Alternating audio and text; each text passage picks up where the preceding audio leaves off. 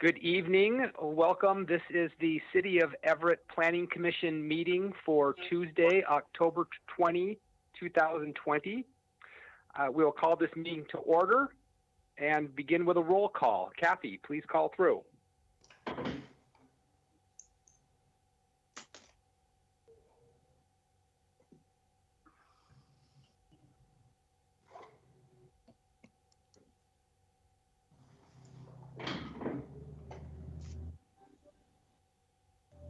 Kathy, can we do the roll call? Yeah, can you hear me? We can hear you now, yes. Okay. Chair Yanasak? Here. Commissioner Labra? Here. Commissioner Holland?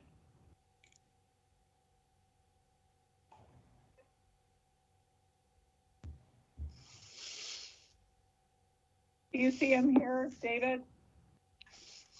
No, I do not see him. Okay. Commissioner Sisto? Here. Commissioner Beck? Here. Commissioner Zielinski? Here. Commissioner Lark? Commissioner Lark's on the net.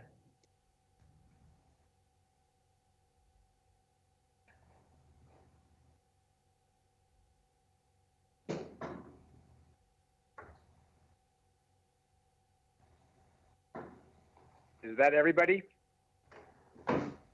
Michael Finch is here as well, thanks.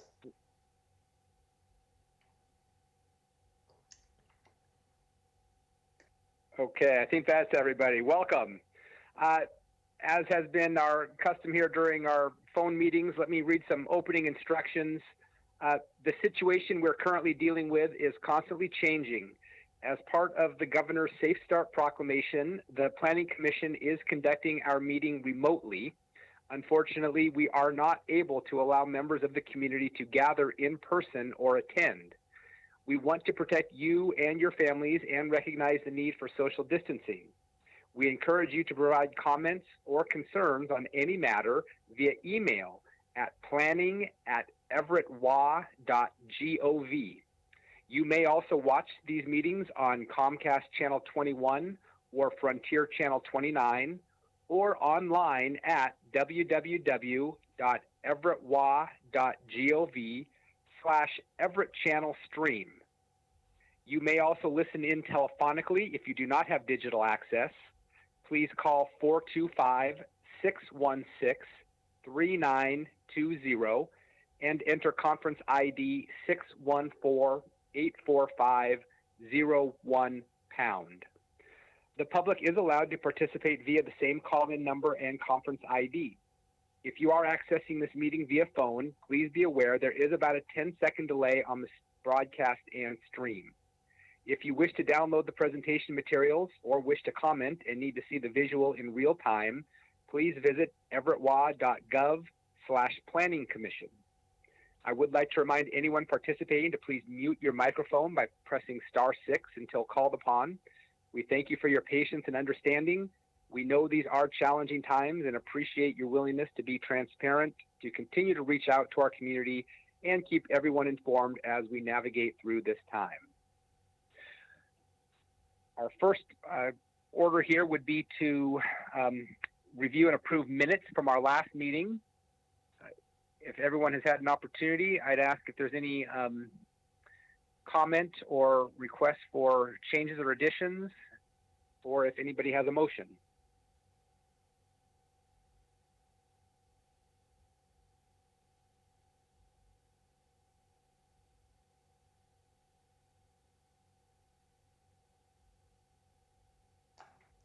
Motion to approve the minutes.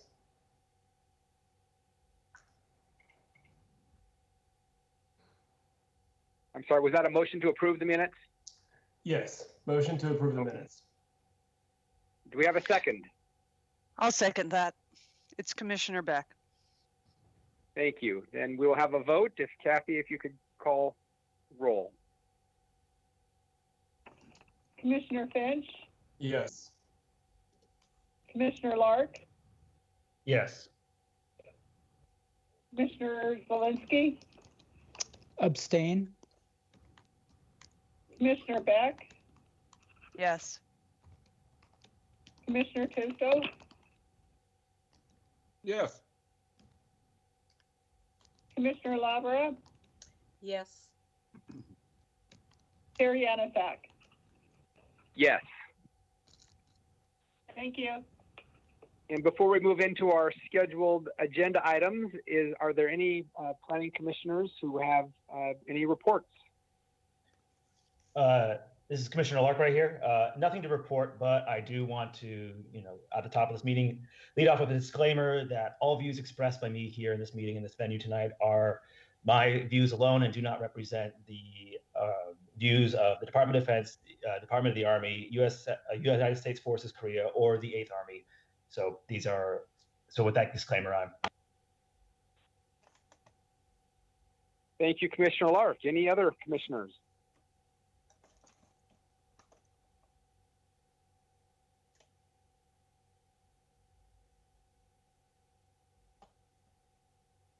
Okay, moving on. Our first item on the agenda is Rethink Housing Action Plan Update. Turn it over to, I think, is it David? Do you have staff comments? Well, we'll introduce Becky McCrary as our Housing Community Development Manager, and Becky is going to be leading the Rethink Housing and the Housing Action Plan update, and so she's going to walk through that with you tonight. Good evening. Thank you. Welcome. Thank you. I'm going to share my screen. I tested it earlier and it was working, so let's see.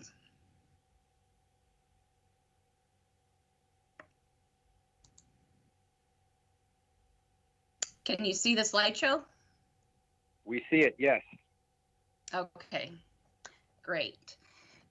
Well, I want to tonight just give you all kind of an overview of how we're going to be proceeding with this project. Some of you were on the Planning Commission in 2019 when we've presented the commission with some data about housing in Everett and how we were going to move forward with a housing strategy. In the meantime, Commerce offered some planning grants to do housing action plans, among other things. And as you know, the city did apply for and received a grant to do this work. So with COVID, though, we had to put a pause on this portion of the project just due to the logistics of it. And as you'll see as we go through this, that the Housing Action Plan really does require a significant public engagement process, and we want to make sure that we honor that and that we do get our community to give as much input as we can. Good. So let me talk a little bit about the project. Tonight, my presentation isn't going to be real data rich, but I just want to let you know how we're going to be proceeding and how the Planning Commission will play a role. So I want to start off by talking about city priorities, and the mayor issued a housing vision and that we hope is shared by all, a shared value, in that we have a wide range of quality housing available at all price points. This is our vision. People who work in Everett also have the equitable opportunity to live in Everett. Our policies and resources are aligned with our housing vision. People experiencing homelessness have a variety of temporary and permanent housing options. So that's really one of her first directives, understanding that housing for all is an important part, especially given the housing crisis that we were facing prior to COVID, and now I'm trying to understand kind of the impacts of COVID on our housing condition.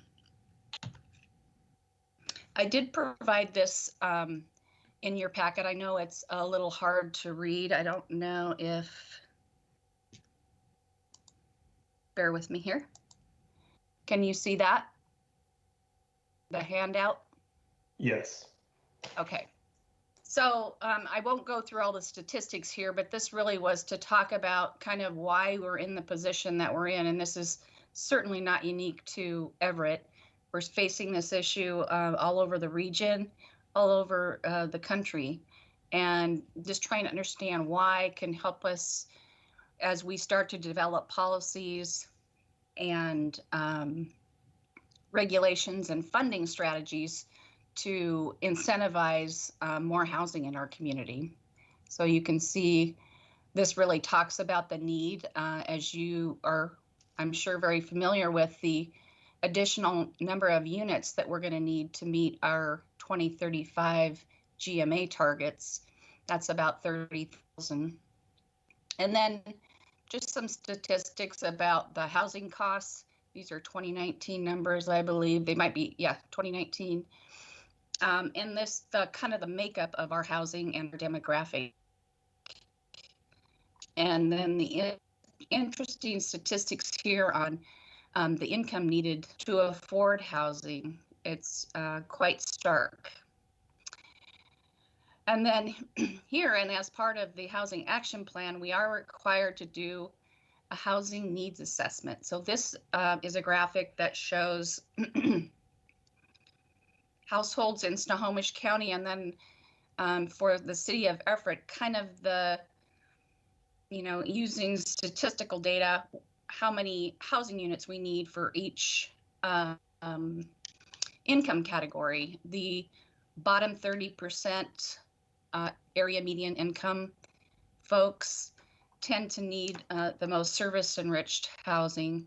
And then we're showing those numbers all the way up to 125% of area median income in the city.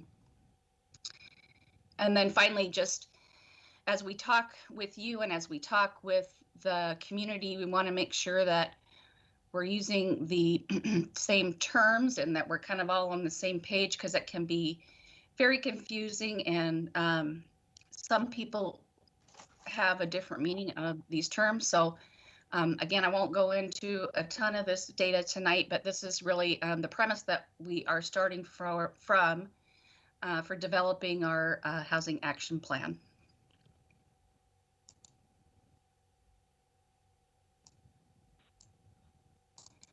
Let's see if I can do this right. Okay.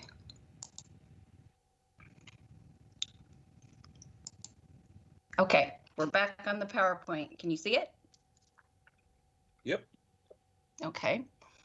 So a little bit about what a housing action plan is, and it really is a plan that defines the strategies and implementation actions that promote greater housing diversity, greater housing affordability, and access to opportunities for residents of all income levels. We saw that in the vision statement. And then about the process and how we're going to move through the action plan development. We're going to be taking a look at policies, and there will be land use policies as well as programs, particularly our funding streams that we give out in the community, looking at regulations that really shape the local opportunity for housing development. We want to identify ways to encourage construction of affordable housing and market rate housing in greater variety of types, densities, and cost levels. As I mentioned, and this is in the guidance from the Department of Commerce, and that we should focus our priorities as informed by our housing need assessment. And then, as I mentioned before, a really robust community and stakeholder agreement. And finally, it's very important that we have a strong implementation plan and then a strong way to monitor how we're doing. And if we're not making our progress, why, and are there other things that we could be doing?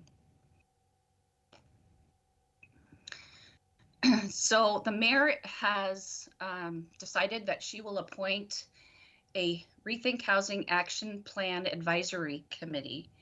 We're going to be appointing, or she's going to be appointing those members to that committee from current boards and commissions. The purpose of that committee really is to review the data come to maybe a more in-depth understanding of the housing need in the community, participating in the listening sessions that we have with the community and outreach sessions, excuse me, help develop policies and strategies that promote housing opportunity for all. And that committee will make a recommendation to the council on a housing action plan. So I want to take you kind of through the phases that we're going to be doing in the schedule.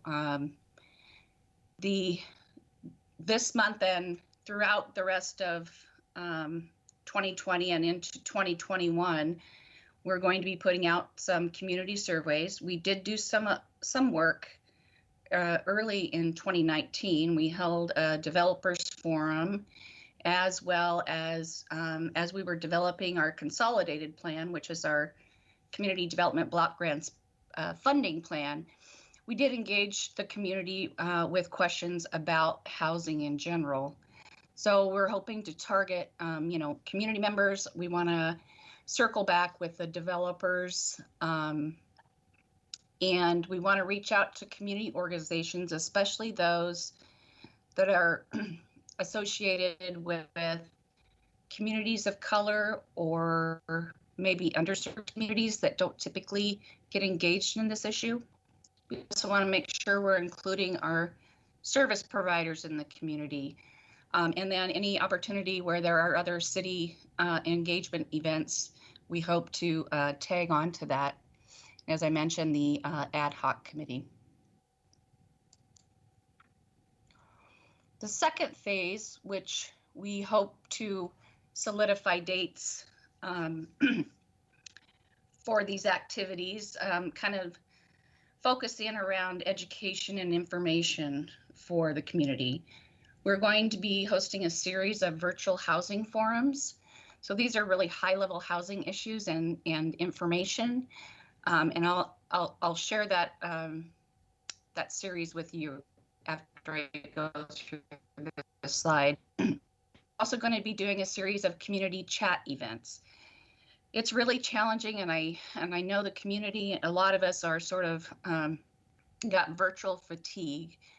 At this point, though, we have to do something to engage with our community. So we are working on setting up a series of chats. We want to make sure we target, everybody, all our residential areas, and the populations that I mentioned before that don't typically get involved with the city's processes about this subject. And of course, we will be doing city council updates and planning commission updates as we move along. So this one is really small, so I will bring this up.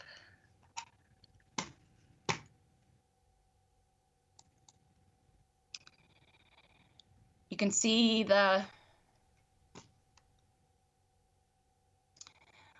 so here's the housing forum series. These will all be virtual. And the first one that we hope to do as early as November, if we can confirm our keynote speaker.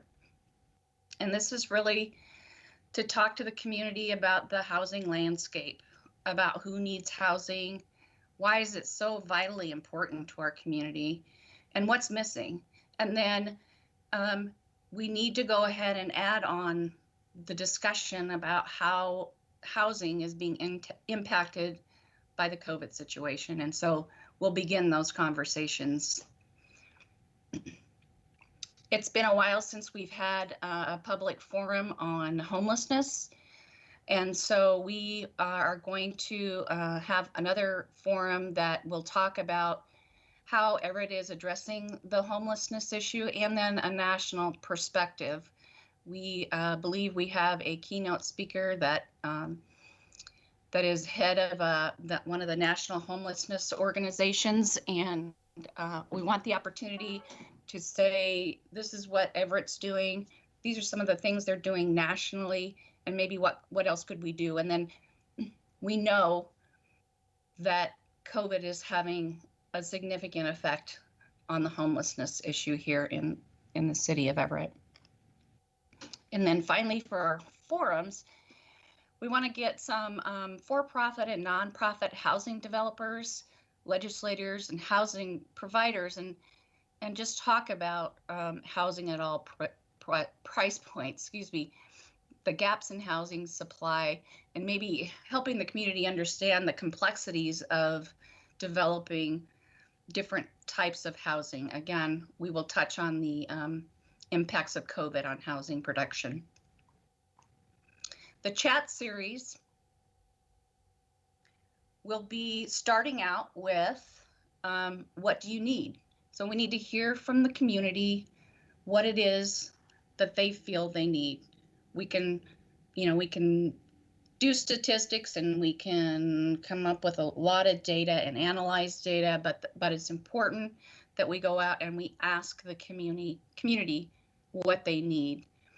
In these virtual forums, and maybe some of you have attended some, Zoom comes to mind, where we start out with some information and then we have breakout groups. So this would be similar as if we were hosting a workshop where we, had information and people were gathering around and answering questions in small groups. I think small groups really is a lot more comfortable for a lot of people, and I know that we get a lot of great feedback when we do it at that scale. The second housing chat session, we want to talk about housing near transit areas. That's one of the key things in the state legislation that authorized these grants, was talking about, density and housing near high capacity transit corridors. Everett, of course, has the Evergreen Corridor Plan, and there was density that was built into that, residential density, but we're not seeing it. And we want to make sure, one, we want to go out and talk to the community about it, get their thoughts and ideas, and two, understand maybe why we're not seeing it. Maybe it just wasn't the right time, but make sure that we really explore that reason, and are there strategies that we can use to help us get more high density near transit corridors. And then finally, we will take back all of that information, continue our research, continue developing potential policies, regulations, and funding strategies, and then take it back to the community for validation. Here's what we heard from you.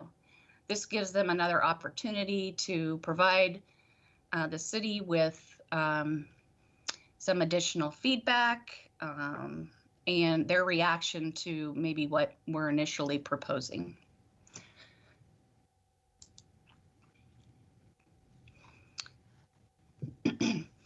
So finally, then we'll be starting now anyway, we will be moving through the plan development. As you probably know, we have been able to hire consultants to help us with this project. They helped us with Rethink Zoning. And so they will be helping us finish the housing action plan as we move along. So November through March, we'll again review engagement activity outcomes with the committee. We will introduce draft action plan, policy framework, strategies, and implementation steps. We will continue, again, keeping the City Council and the Planning Commission updated, and then getting some initial comments and feedback from the Council and the Commission as before we take it into a kind of a final product for the community. We hope, I don't want to have survey fatigue either on folks, but hopefully we can have a small survey that folks can do that can give us some reactions to some of the work that we're putting out. And finally, the adoption phase. I wanted to mention to the Planning Commission that this plan itself does not change land use policy, but this plan will recommend implementation of policy changes. And it's at that point that the Planning Commission will be more involved in the adoption process. But nonetheless, we want to keep you informed.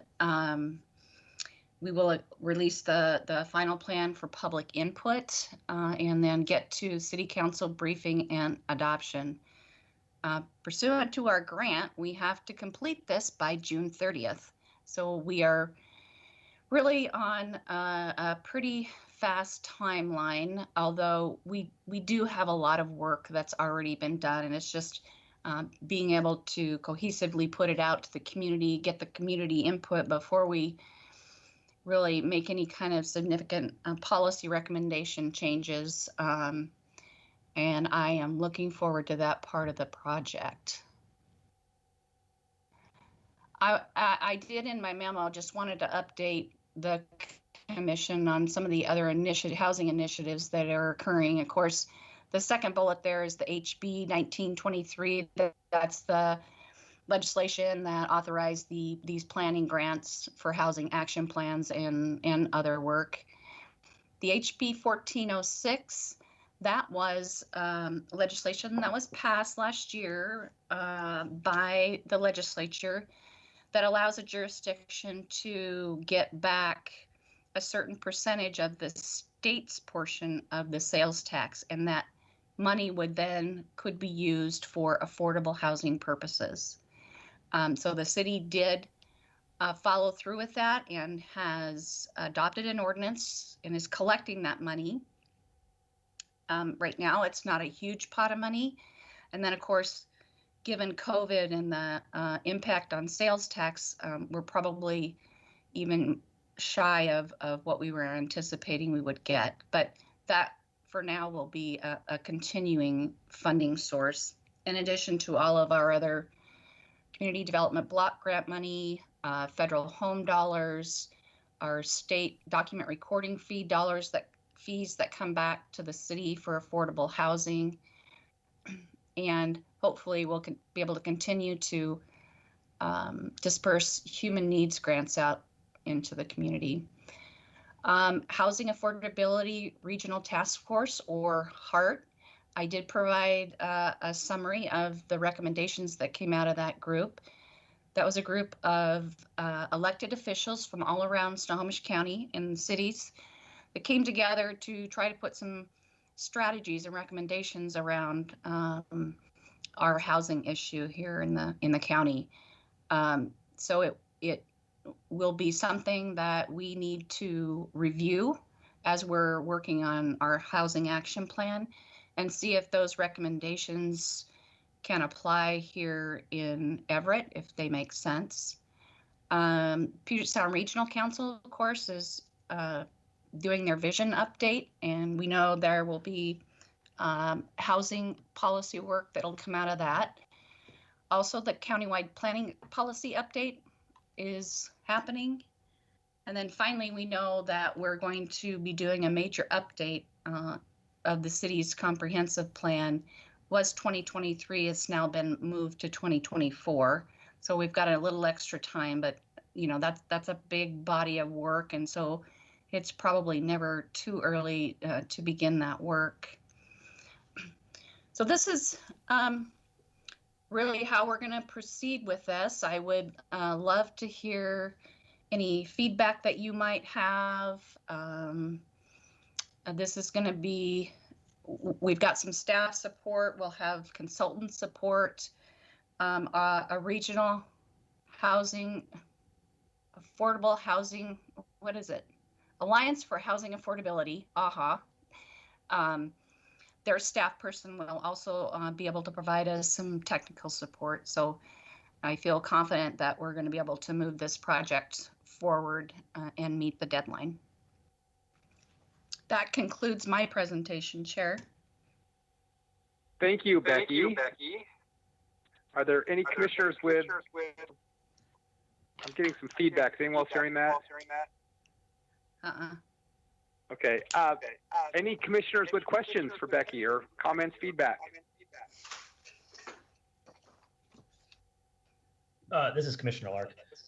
Can you speak a little bit more? I know you touched on it and covered a lot of ground, and it was an excellent overview, really good wave tops. Can you talk a little bit more about kind of the, the outreach strategies? I mean, I know we've slotted engagement for communities But can you talk a little bit more about how we're going, like the methodology of how we're going to do that? Sure. Well, just as examples, we know that we have, for example, an organization, Connect Casino Road. There are a lot of Hispanic families that live down in that area, and there's a lot of work being done in that area, sort of what I call, community development around how the area is being planned there, services. And so it's organizations like that, the Community of Colors organization that's here in Everett, the NAACP. There's just a number of ways that we know that we can engage with those folks. And it might be where we will invite them to our activities, but it might be that we're invited to their activities. And that's something that we will certainly be open to doing, is to come to them. So that's going to be our approach. We have the diversity board here in the city, and all our boards and commissions for that matter, that we hope will be ambassadors to go out and try to get people to be engaged with us as we talk about what their needs are in terms of housing in Everett. Did that answer your question, Commissioner Lark? Yes, thank you.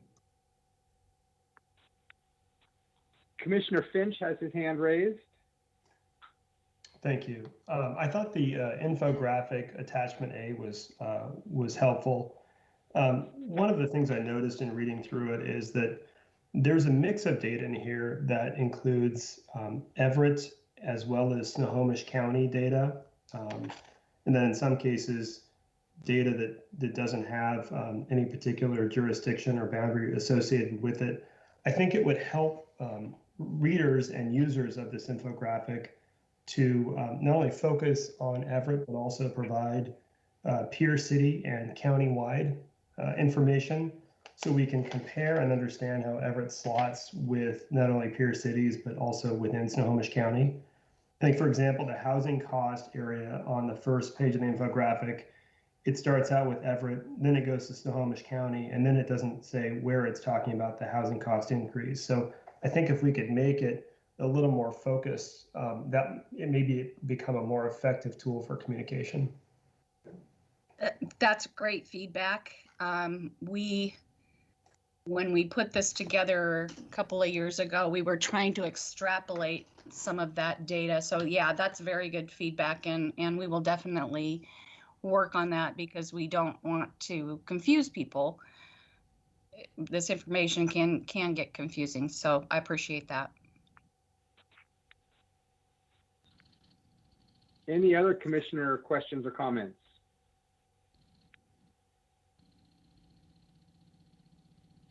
Commissioner Zelin? Oh, no. Thank you, Chair Janusik. I just have a question for Becky. I didn't see anything in the presentation about a comprehensive plan amendment. So I assume that this housing action plan will be within the constraints of the city's current housing element of its comprehensive plan. Is that correct? This plan will recommend potential comprehensive plan amendments.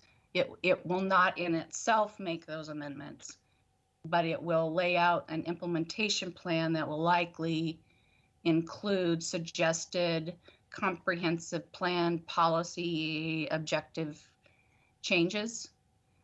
Is that what you're asking? Yes, thank you. That clarifies it for me. Okay.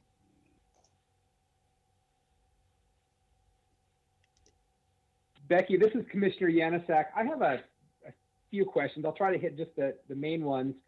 I would concur with Commissioner Finch's comments that the pages you're showing right now, I think that could be a very helpful graphic.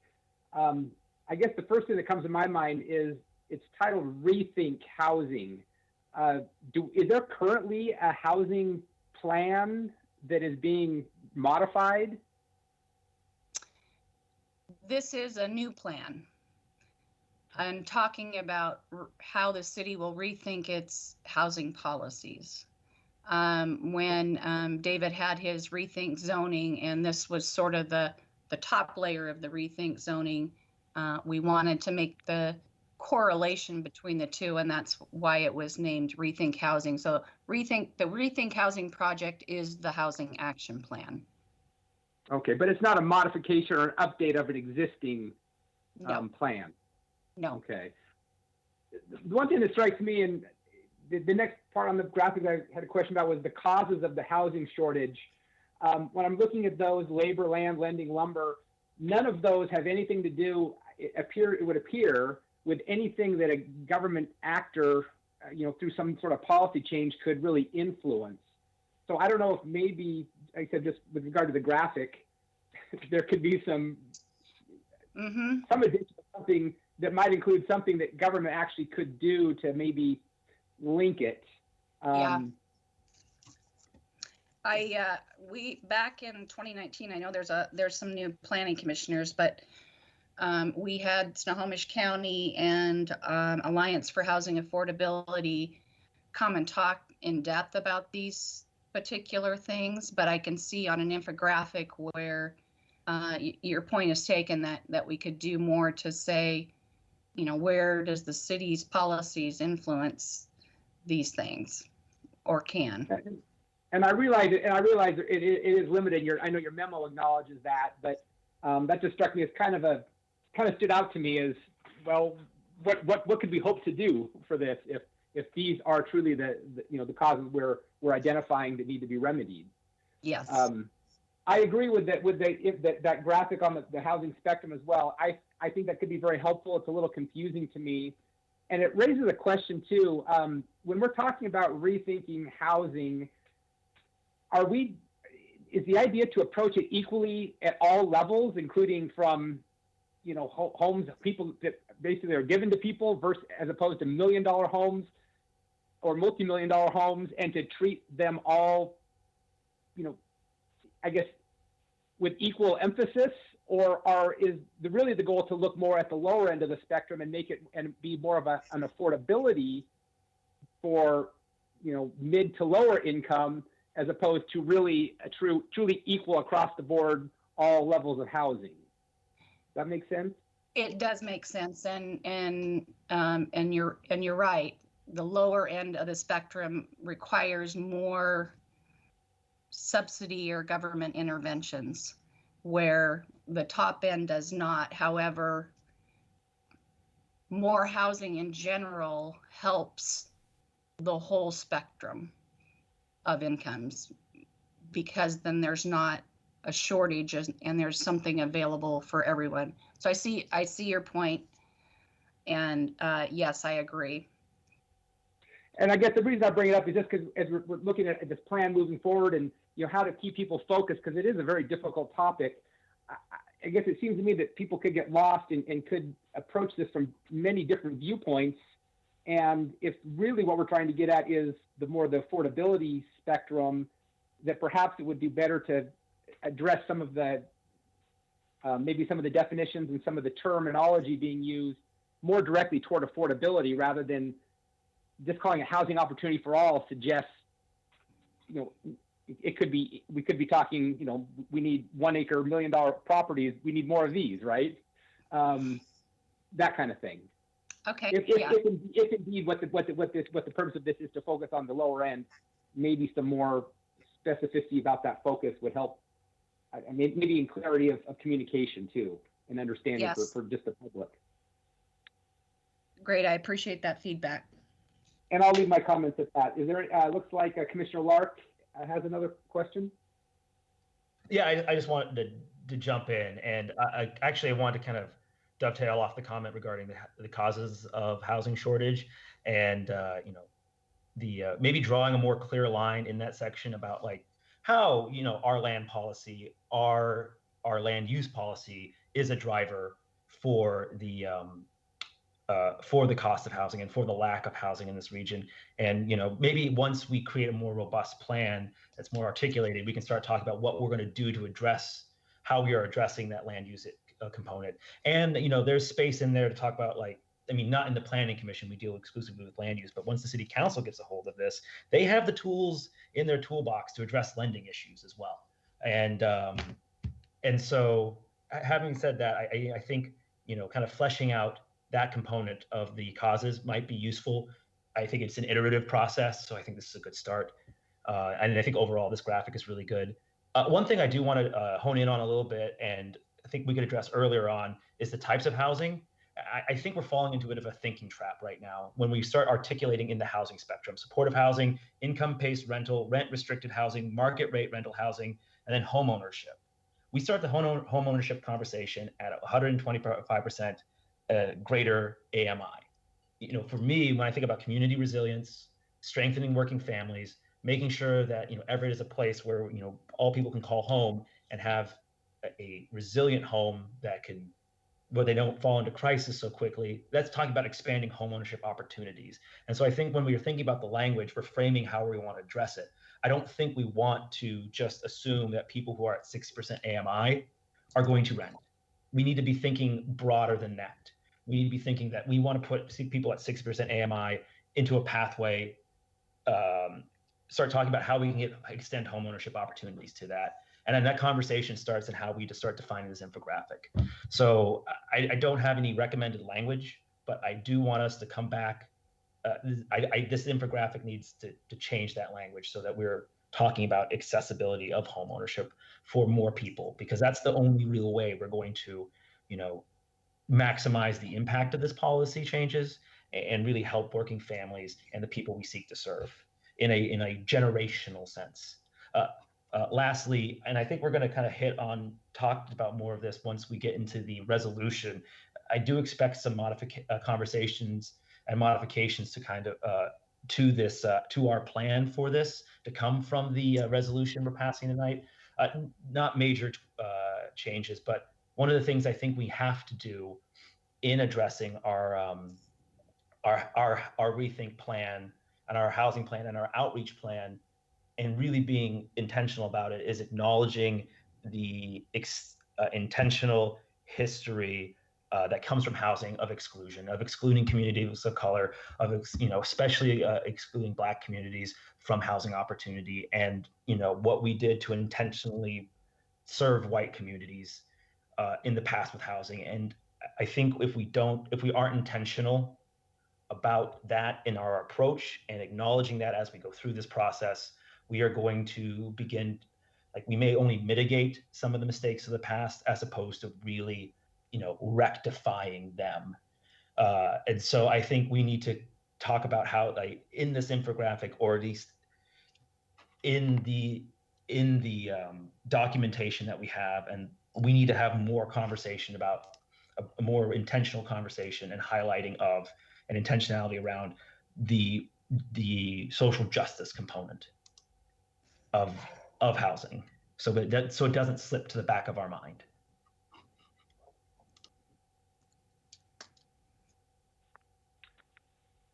Commissioner Zielinski, your hand was still raised. Did you have another question? Oh, looks like you put it down. Sorry, that was my mistake. No problem. Any other commissioners with, Commissioner Tisdall? Hey, I want to understand, if I understood your response, you were saying that this is really for the medium to lower end portion of the housing spectrum. Did I understand that correctly? I think Commissioner Lark, was it Commissioner Lark that we talked about? No, maybe it wasn't. Anyway, what's your response? And I just, because if we want all spectrums to be enthused and make this thing work and to have a healthy community, you have to have, the school taxes are based off the price of housing and that kind of stuff. So you have to have a few $1 million houses and more 250 and a whole bunch of 50,000. But yeah, we have to have that mix. And so I just hope that we don't scare people away that need to, there's folks that work at Boeing and make a good living and that have 3 or 4 kids, they can't afford a house in Everett. So I just wonder about this crisis word, and if I understood you correctly, that this was going to represent. It's intended to look at policy as how it affects all housing. All housing. Okay. In Everett. Okay. It's true that it's possible that government interventions can affect affordable housing more, but nonetheless, we're looking at the full housing spectrum. Right. No, to have a healthy community, you have to have it. Yes. You know, you have to have those guys that are paying $10,000 a year in property taxes to make the schools and everything work. So that's. And having, everyone having a housing opportunity in the city. Yes. Thank you for your response. Mm-hmm. And to follow up on that, this is Commissioner Yanosek again. Yeah, that's kind of what I was asking about earlier, because I guess I was a little confused about some of the terminology and the presentation, because I understood by name that it appeared to be dealing with all housing, although I thought that some of the materials here seemed to focus more just on the lower end. So it seemed to me there was a little bit of either somewhat disconnect between that, and that's kind of what I was just trying to point out with that, and maybe some of the terminology and particularly I think some of the stuff that was presented about the county affordability at task force, that seemed to me to maybe a little more on the lower end. So that's why I said I'm wondering about messaging, yes, and clarity of messaging on that. And I appreciate all this feedback. I haven't got any real official feedback on this infographic, so I think I can take some of the comments and feedback that you've given us, and we can definitely improve on this and make clear what it is that we're planning for. Yeah, and again, Commissioner Yanosek, it just seems to me that if there are efforts focusing, specifically on, the lower end and low income housing, but if this is not that, I think this may be a clear line to distinguish that, this is something separate or, maybe complementary to that, but not that per se. And Commissioner Lark, did you still have another question? Oh yeah, I just wanted to add a little bit of additional context, and actually really recognize an excellent point that Commissioner Tisdale made. Even families that we see who are working at Boeing, who have solid middle class jobs, are having trouble finding housing here in this community. I mean, if you go back to the infographic, we see that the average purchase price for a single family unit in Everett is $380,000. A lot of affordable housing experts really articulate that you want to have an income ratio of like 3 to 1. Like your house should be worth 3 years of your salary, or 3.5. And so you have to have a very robust salary and a two income household in a lot of cases to meet those income needs. And so, and I think that it just speaks to how out of reach housing is for so many people. And so I really appreciate Commissioner Tisdale for highlighting that point. But I also would kind of want to push back on a kind of a distinction you were asking for, Commissioner Yanosek, that we were kind of asking for a distinction between, that component that Commissioner Tisdale was talking about and, lower income, because to be quite honest, until we have, accessible housing, accessible home ownership for people, like the families who are stable right now are really only a couple paychecks away from losing housing through rent increases, from not being able to have stable housing with the way rent is increasing here. So it's important to understand that even families who are doing well are in a precarious situation and can be very quickly in the exact same position as a family who we've identified that we're highlighting that needs that we're highlighting at the lower end. So I don't want to draw a distinction, because these are all hardworking community members who are really in the same boat. So part of me is reticent to draw that distinction because it is that spectrum.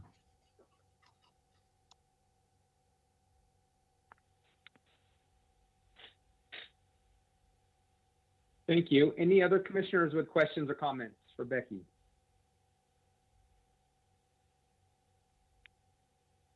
I might just make one comment, and as I mentioned, the ad hoc committee, and so it's possible that we will be reaching out to you to get a couple of planning commissioner representatives. We're hoping to take members from our existing boards and commissions, but we also want to make sure that we're getting all areas of the city represented. So we're looking at that with the mayor right now, but it's possible you'll receive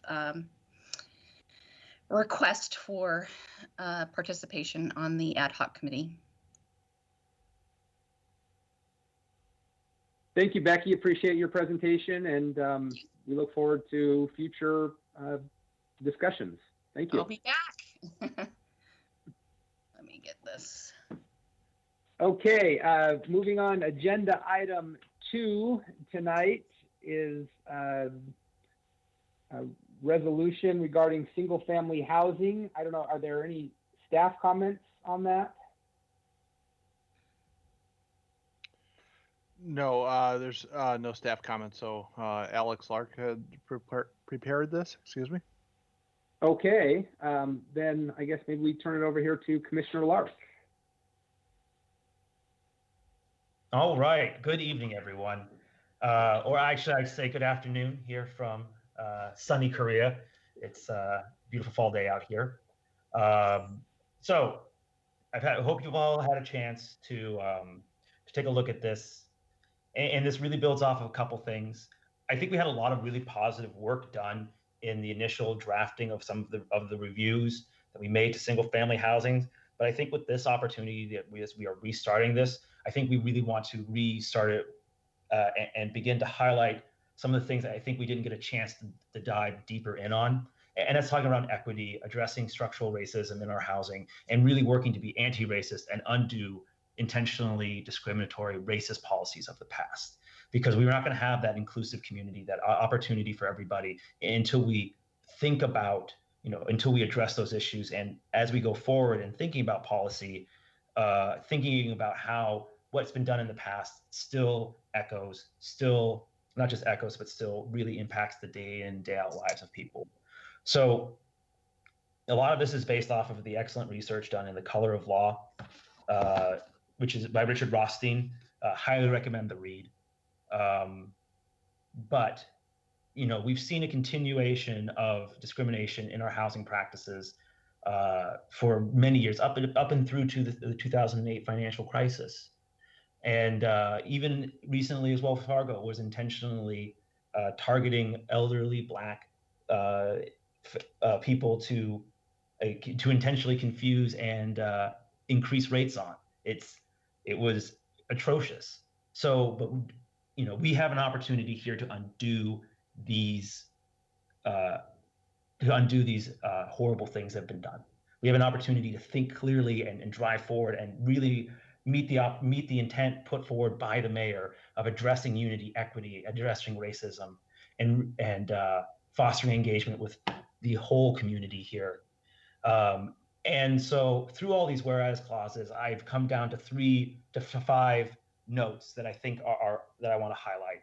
And I think one of the best ways is as we rethink our building types, land use patterns, and the density found in single family zoning, and we do that with these whereas clauses, with this historical context in mind, to make sure that it's present at the top of our list, that we're not making decisions without making sure that it's run through this lens, that we rethink the scope and pervasiveness of how we do single family zoning.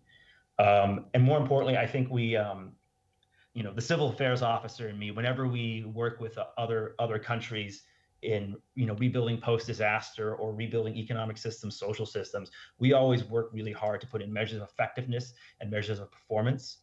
And so the measures of effectiveness and performance, I've heard AHA wants to, and Becky can speak to that. AHA has recommendations for what we can do to have measures of effectiveness and performance for this zoning change. But I also want these measures of effectiveness and performance to be derived from the community outreach conversation. and also, you know, making sure that we're being very intentional in our outreach to the community.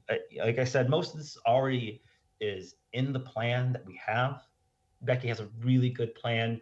I think we just need to add a little bit more to make sure that, you know, that past injustices and communities that have been intentionally excluded, you know, don't fall to the wayside. And I think this resolution is an opportunity to make sure that framework sits is at the forefront of our rethinking process. So with that, I would love to answer any questions, and I appreciate your time. Any commissioner questions or comments?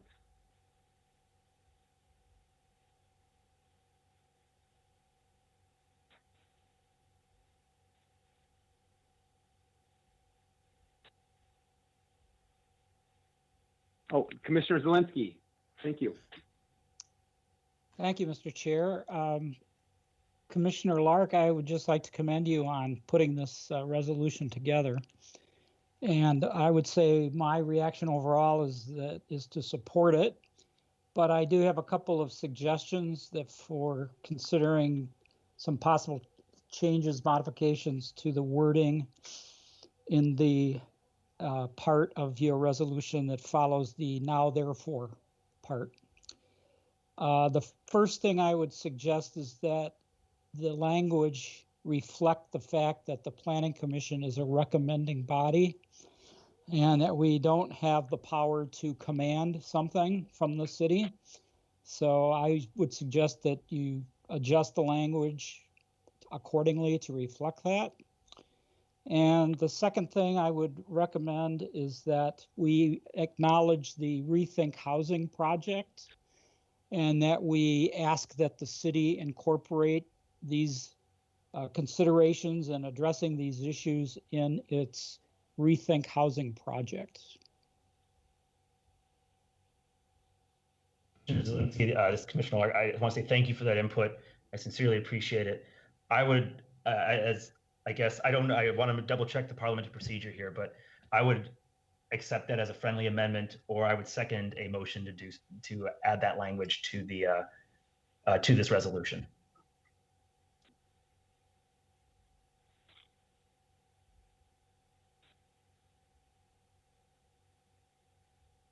This is Commissioner Zelinski again. I don't have the exact language on the top of my head to offer as a formal amendment. What I was suggesting is that you maybe take it back and reconsider adjusting the language and maybe bring it to our next meeting. I didn't try to work out language for you. Roger that. I can get with you either after this meeting, or if I'm able to think of something in the meantime, just to confirm, adjust the language to reflect that we are a recommending body. And the other one was the incorporate. Can you please state the other suggestion again, please, for my notes? Yes, that this resolution acknowledge the Rethink Housing project, and that where you're recommending is that the Rethink Housing project incorporate these issues and concerns into that project and address them there.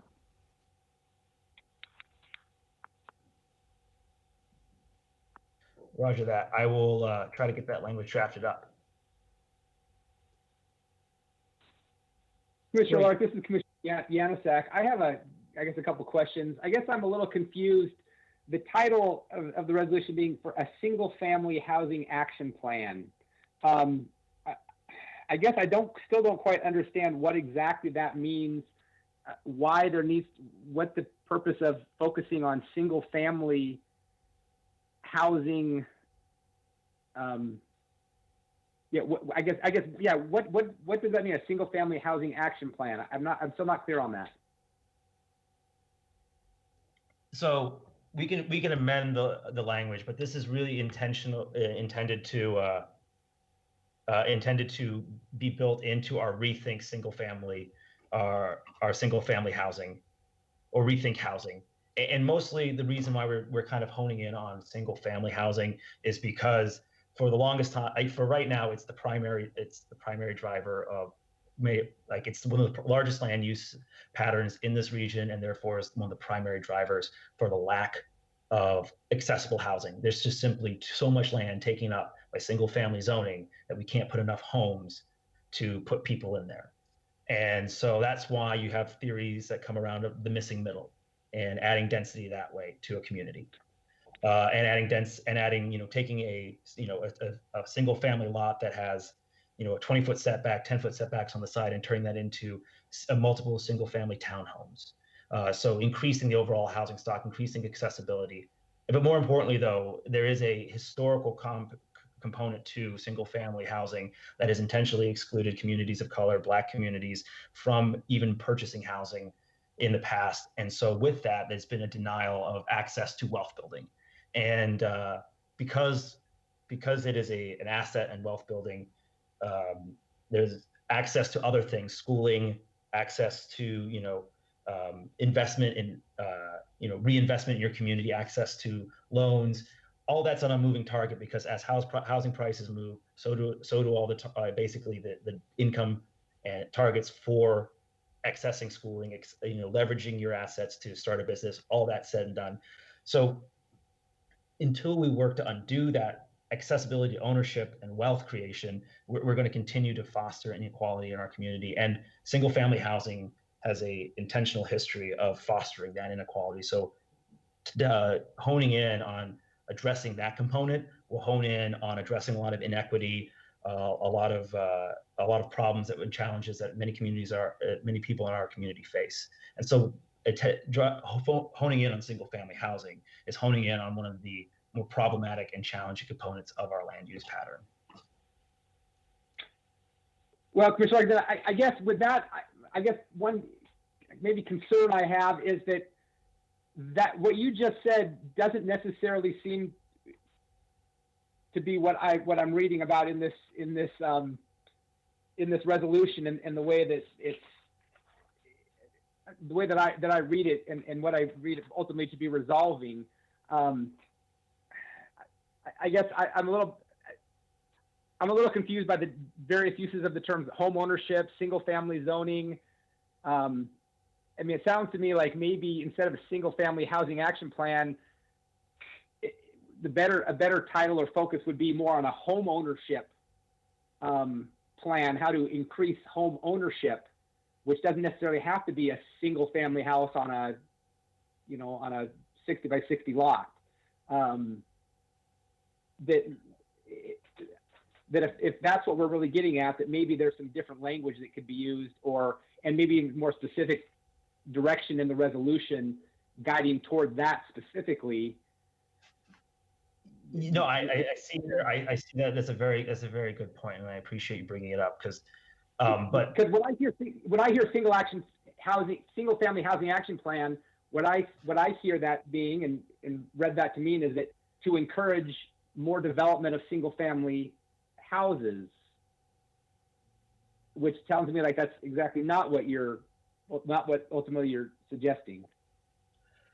Correct. I would say I don't think there's an exclusivity in both of the comments. I think we can definitely address address your and maybe more clearly spell out the goal that my intention, which is to increase accessibility to home ownership, so I think that's an excellent point. I'm making note of it, and so the other component of that, though, is I do think we need to address single family housing, because to be quite frank, like going back to the infographic that we have here, looking at it, let's see if I can bring that up. The infographic. So our housing stock is 56% single family units in Everett. And so one of the challenges Seattle has is they decided to build all this density right on corridors and require that density to go up really, really tall. And that becomes very, very expensive because all of a sudden that switches from wood frame to concrete. And that changes the price point exponentially. We can't not talk about increased home ownership opportunities without talking about our land use patterns within single family zones. For example, Minneapolis got rid of single family zoning. What they did is they basically bumped up a density that is allowed to be in a single family zone. So you see more of a townhouse style, row house style density authorized throughout that entire city. So and by allowing for that gentler density, that townhome style density, that not a 16-story building density, you bring down that other cause in the housing shortage, which is you address those lumber and labor components as well. And so until we address that single family land use patterns, we're excluding a lot of affordable housing structures that we put in there. So I'm 110%. I see your point on talking about access to home ownership, and I definitely can put in language there to clarify that, and I appreciate that input. But but still focusing on single family zoning needs to still be the focus, so that we look to address the driving factor of these issues and these problems. Does that add any clarity? Do you have any feedback on that response? Well, again, I don't necessarily know how to reconfigure it, but I would prefer to see some different language in there that maybe clarifies that. The other thing that I wanted to bring up is that when I'm reading some of the whereas findings, I'm having a hard time seeing some of the linkage between the whereas findings and how they link directly to ultimately what the resolution proposes to ask for. It just seems to me that maybe if those are in fact the findings, that the therefore resolution needs to be a little more specific as to addressing those particular points. I guess ultimately, when I read the resolution, I still think there could be there would at least need to be some, maybe in my opinion, narrowing of the focus of those, because I don't read those and it doesn't lead me to conclude exactly what is being asked or being resolved, or what action one would take to be responsive to those points, if that makes sense.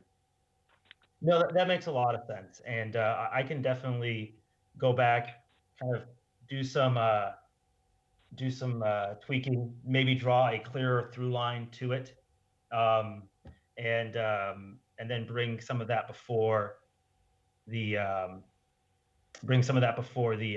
Planning Commission.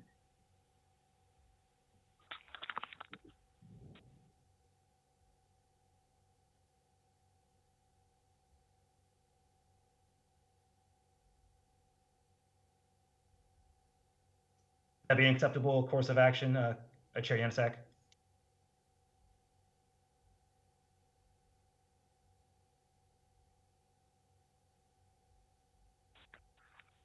Yeah.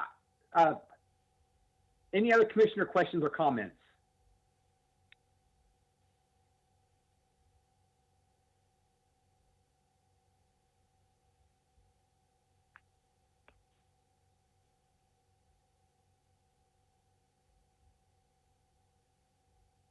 Anything else you want to add, Commissioner Lark?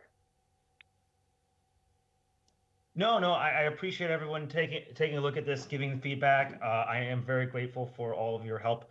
I am extremely grateful for Planning Commission being supportive. Sorry, as I was the planning staff helping me through this process, and I really am grateful. I'll tackle some of the tasks at hand, and I'll work to get that done and ready for the next the amendments done and ready for the next Planning Commission meeting. And in the meantime, if anyone who kind of has been thinking about this, please feel free to reach out to me or add or put the amendments that you have or language you have into the record. So, if you have an idea of what you wanted to hear, let's add it to the record, and so it can be transparent and seen, and that we can make sure that we have good language for this and addresses these thoughts. So just to be clear, that sounds like we're going to table this and you can do some redrafting and perhaps bring it back at a later date. Yes, I can definitely do that. Hopefully, I believe when's the next scheduled meeting? This is David Stahlheim. We won't, our next regular meeting date is Election Day, November 3rd, so we have no business for that day. And most people probably don't want to have Planning Commission meeting anyhow. We're tentatively looking at some action necessary for November 17th. So that's tentatively being worked on, but that's not confirmed at this point. If it's not that, it'll be the first Tuesday in December.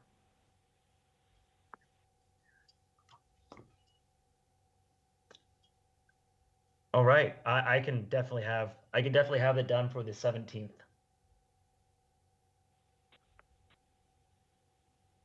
Thank you. David, is there any other business before we open up to any public comments? I was just, no other business, but just a quick update on a few things, if that's okay with you. Sure, yes.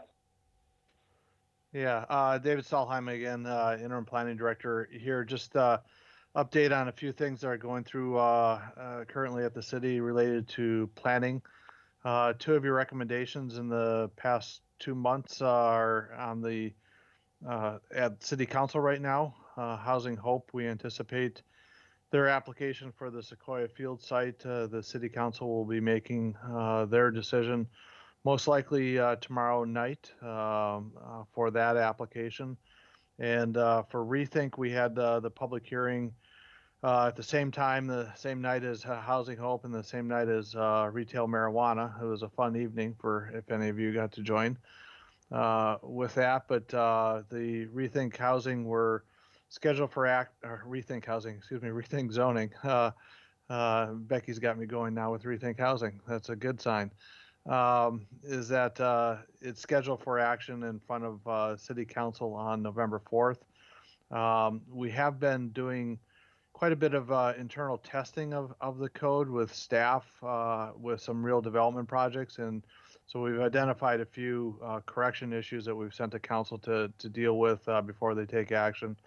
And some council members have expressed some interest in some changes as well. And so we're having discussions with them, but we're cautiously optimistic that we'll have action on the ordinance on November 4th. And then finally, we didn't bring it back to Planning Commission because you actually made a recommendation over a year ago. But and you probably have read it in the news already, so this is old news, but the retail marijuana ordinance was amended to allow up to 8 stores in the city. The only change to the standards is that any new stores have to have a medical marijuana endorsement in order to establish a new store location within the city. And then just from a staffing side of things, that the city has been looking for a planning director after the retirement of Alan Giffen, and so the city screened out a good group of candidates to start doing the interviews, and I think those interviews started this week for folks. So I think up to 7 people were asked to interview for the position. I was part of a panel that got it down to the 7. I can tell everyone that there's some really good qualified candidates in there, and so the city of Everett's going to be in good hands in the future. I think that is moving forward, and would anticipate that the mayor will be getting some recommendations and going through her process here over the next couple of weeks, and hopefully have a selection of a new planning director for the city and someone on board. Hopefully at least by the end of November, so that we don't have to do an interim for this. But anyhow, there's good candidates there, and so you'll be seeing some staffing changes over the next year as part of the transitions here. Thank you, David. Kathy, is there anybody signed up from the public to speak? And this would be an opportunity for any members of the public who want to address the commission. And I'll open up for either of the 2 items that were on the agenda tonight, or for even any other matter that's not on the agenda. Was there anybody who did sign up in advance? I don't have anybody signed up. A couple participants listed here. The first one I have listed is at extension 4608.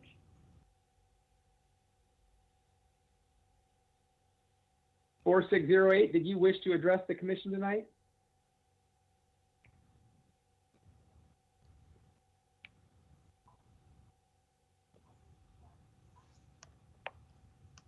If you just let people know to do *6 to unmute themselves, if they do want to participate.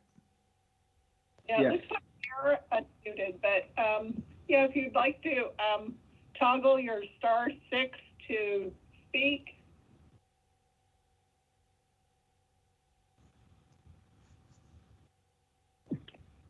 And we can come back to that number. Was there another number, Kathy? Yeah, the second guest I have is John and Lisa. No, ma'am. Thank you. Okay, thank you. Anyone else? That's it. Okay. One last opportunity. Is there anyone we've missed who's wishing to address the commission? Go ahead and toggle your *6 or unmute yourself, and now would be your opportunity.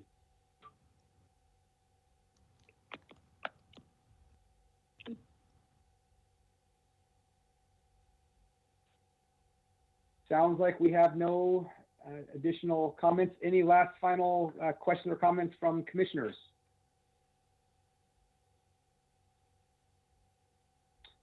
All right, thank you, everybody. With that, we will adjourn the meeting. Thank you, Adam. Good night.